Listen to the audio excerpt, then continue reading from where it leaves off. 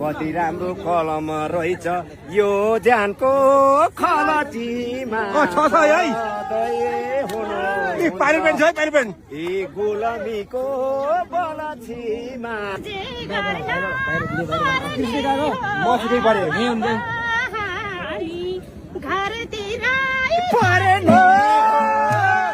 हाम्रो गजेमा धन्छ नि यो नानीलाई देखि